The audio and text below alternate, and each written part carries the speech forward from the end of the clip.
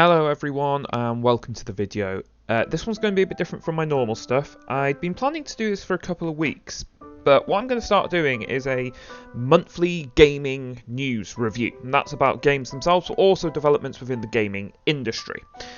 And honestly, I'm not sure what I was planning this month, to be honest. I was looking at a number of different things. There's rumours there might be a PlayStation 5 Slim and whatnot, but there has been, shall we say, developments with a certain company, with Activision Blizzard, and I feel that if I didn't talk about this and give some genuine time and thought to this, it would imply a certain agenda on my part, and I wasn't pleased with that, so I am going to have to unfortunately talk about it. So this is going to be a bit more of a more serious video, because these are some very serious allegations that have come out against this company. So we'll start there, and I will, right from the off here, give a trigger warning. There are some very disturbing facts that I'm not going to go hugely into, but even the more mild ones might be a problem. So in case no one knows what I'm talking about, the company Activision Blizzard is currently being sued by the state of California, actually California's Department of Fair Employment and Housing, or the DFEH. Now, this on its own is quite surprising. This isn't employees, this is the state of California.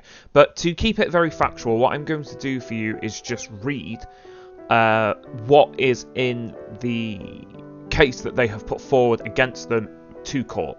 So I'll put it up on screen as well so you can see, but this is from The Verge, but this is just what the Department for Fair Employment and Housing have said. So they've said female employees almost universally confirmed that working for defendants was akin to working in a frat house, which invariably involved male employees drinking and subjecting female employees to sexual harassment with no repercussions.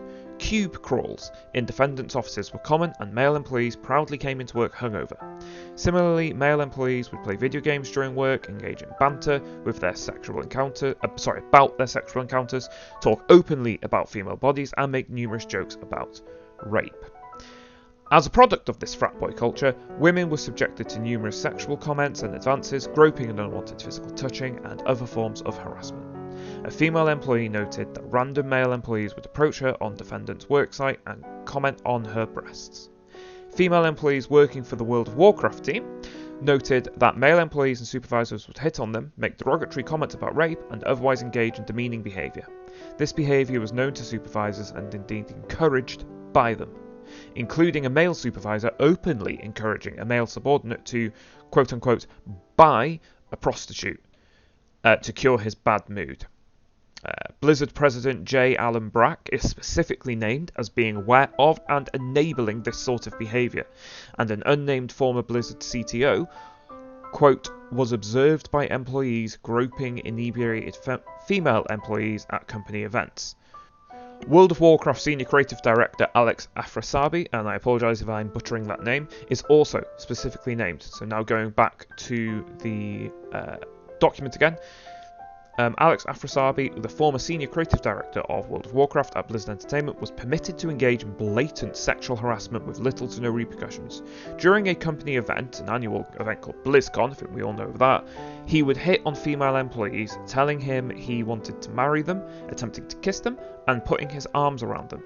This was in plain view of other male employees, including supervisors, who had to intervene and pull him off the female employees. He was so known to engage in harassment of females that his suite was nicknamed the Crosby Suite, after alleged rapist Bill Crosby. Now, I have looked, I cannot find any prominent Bill Crosby rapists. I'm assuming the Department for Fair Employment and Housing meant Bill Cosby. So, that's honestly just the beginning of it, with a lot more of what I would sadly describe as the standard sexism things, women being paid less than their male counterparts, and just generally being subjected to situations and comments and whatnot from their male employees that obviously male employees don't have to face, and that they were given less bonuses, they were run on stricter time frames, they weren't allowed to go for breaks, that sort of thing, along with issues with equal opportunities. One woman who was due a promotion, she'd been working for the company for several years at this point, was literally told to wait her turn, at which point she then saw male employees who had been hired after her be promoted before her.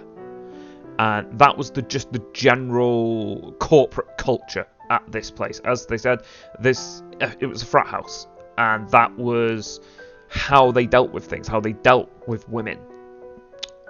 So I'm sure actually we should now look at the response that Blizzard has given, which was accused by many of being tone deaf. Now, they said the picture the DFEH points is not the Blizzard workplace of today. Over the past several years, and continuing since the initial investigation started, which is October 2018 by the way, we've made significant changes to address company culture and reflect more diversity within our leadership teams. And they also, rather oddly, go into some tangent about this sort of ridiculous bureaucratic behaviour is why the state of California is driving businesses out of California. It seemed very deflective and just not really the point of what this was all about. So yeah, a lot of people accuse it of tone deaf, including a lot of Blizzard employees who are now roughly, I believe, about to stage a walkout. I think it was over 2,000 people signed the petition about this, that it was tone deaf, that it was inappropriate. But honestly, I think none of that matters. What matters is what they do from now on. And Ubisoft got hit with this a couple of years ago, and all they effectively did was promise to change, sacked a couple of mid to high-level employees who were accused of these actions. But honestly, the gaming industry in particular keeps facing these #MeToo moments, and then they dissolve. We cannot solve this in the gaming industry. Now, I love games, I love gaming, I love the gaming community, but even I'll admit there is a problem with sexism and harassment within the gaming industry and gaming community, people who make them and the people who play them. And I think we can't solve it by picking off one person at a time, by destroying one bad apple at a time. I think it's systemic, particularly within these big conglomerates and corporations. It is systemic, and they need a top-down change to solve this as an issue. A really good example actually of this would be a company called Vertigear, who have recently had to apologise over the fact that they have been posting sexist tweets for years. The one on screen now is the one that caused all this to go out, but they've been doing it for years, and the person who exposed that for years and years and years now they've been posting both sexist and ableist tweets. Their response to this was effectively initially to tell people to go away and that it was just a joke, but they have since taken it a little bit more seriously after people such as NZXT have pulled out from collaborating with them. And as a video game accessory manufacturer, they mostly make chairs by the looks of things, that's a big deal. But this is a perfect example of my issue. It's all across the industry, and people do it, and they've been doing it for years, and no one called them out previously about it. It is systemic within the gaming industry, and I'm going to leave it up to better, smarter, and just generally cleverer people than I to fix it. But I think it does need a more top-down change, with people just being far more accepting of women. I mean, we all remember Gamergate, and I am not going to go into that, but the whole Vertigear issue, the reason I bring it up is because that is a great example of just a small company doing silly stuff on Twitter. Like, that's how embedded this is within the industry. It's just that, yeah, women in games face mockery. I have so many female friends in my life who have played as male avatars in online games to avoid. That's how far they have to go, is they have to pretend to be men to avoid the harassment. And it can even be just very silly small harassment, like treating them as if they don't know how to play the game. Or, flirting, which a man would see as banter, but women, every time a man talks to them, it's flirting. They can't get away from it. And that's why it's harassment. And, if I haven't made it entirely clear in this video yet, I think you can obviously see my side of this argument. I think Activision Blizzard is horrific. I think the way, if it's true that they've treated their employees this way, their female employees, it's beyond horrific. It's well, it's illegal. It is straight illegal, but it's disturbing. It's disturbing that so many men worked for this company and thought that was okay.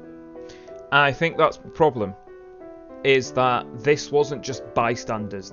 The entire company was in on this. The low-level staff and the supervisors were harassing. HR didn't care. And even the president of the company is being called out. Who do you go to if you can't go to HR and the president?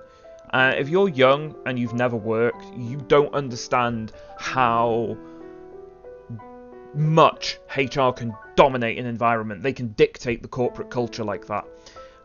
And it's scary. You don't know where to go. They're one of the biggest corporations in the industry, and you don't want to be blacklisted.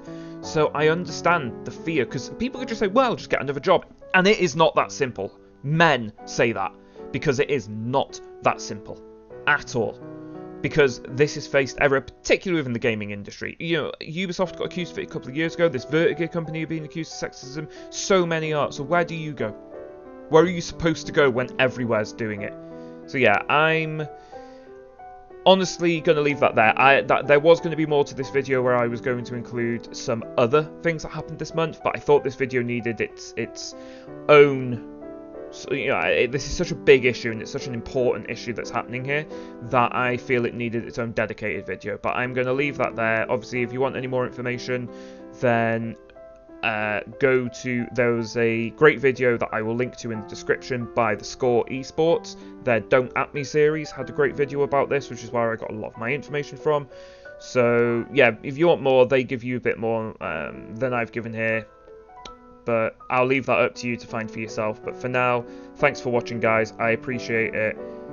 And I just appreciate you watching and appreciate you listening to my thoughts on this. And I will see you in the next video, and hopefully see you with some more cheery news on next month's gaming news. Thanks for watching. Goodbye.